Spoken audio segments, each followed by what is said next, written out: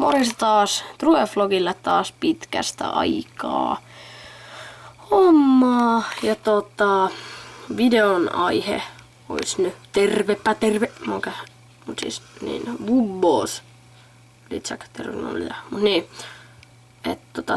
Tässä on tämmöinen viestin sain tältä henkilöltä. Se on jo aika vanha siis tää viesti. Tää ei tää nyt niin jättivanha, että 29. Tää viesti on mulle saapunut.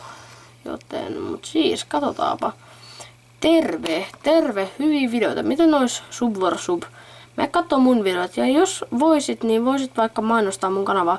Niin voitais pelata kahdesta. OK? Kysymysmerkki. No. Vastaus on ei, mut siis. Ihan kiitos kysymästä. Voi tulla, silleen, nyt saadaan tästäkin video ja info teille, että no kiitos hyvistä videosta, jos oot kattonut. Ja sub, en tee enää noita hommia. Silloin kun mä olin vähän pienempi, mä olin ne horo, että mä menin kattoo sub juttuja itselleni.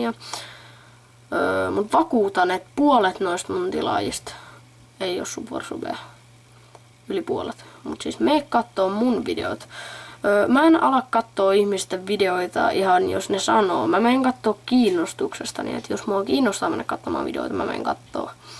Ja jos voisit, niin voisit vaikka mainostaa mun kanavaa.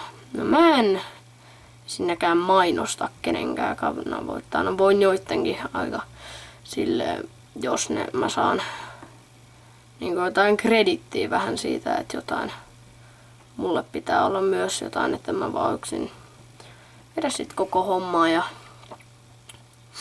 voisin vaikka mainostaa, no niin se on voisin, mutta siis mainostan jos niinku, jos tää olisi voinut muotoilla tän viestinsä aika hyvin, silleen ja vähän hienommin, niin sit mä olisin voinut ehkä kattoo, mutta nyt kun tää kanavakin on poistettu, niin sitä on enää hyötyä. Ja niin voitais pelata kahdestaan. No siis mä en ala pelaamaan silleen ihan muuten, vaan mä saan niinku harvat ihmiset, jotka kiinnostaa semmosia hyviä tyyppejä, niin niitten kanssa mä pelaan. Ja en väitä, että sä olisit toi tyyppi nyt olisi mikään huono, mutta siis mä pelaan joko tuttujen tai sitten niinku mihin mä oon tutustunut ihmisten kanssa. Et en mä niinku vaan mene avaamassa kypää, että moikka vaan, mennäänkö pelaamaan Minecraftia uudestaan.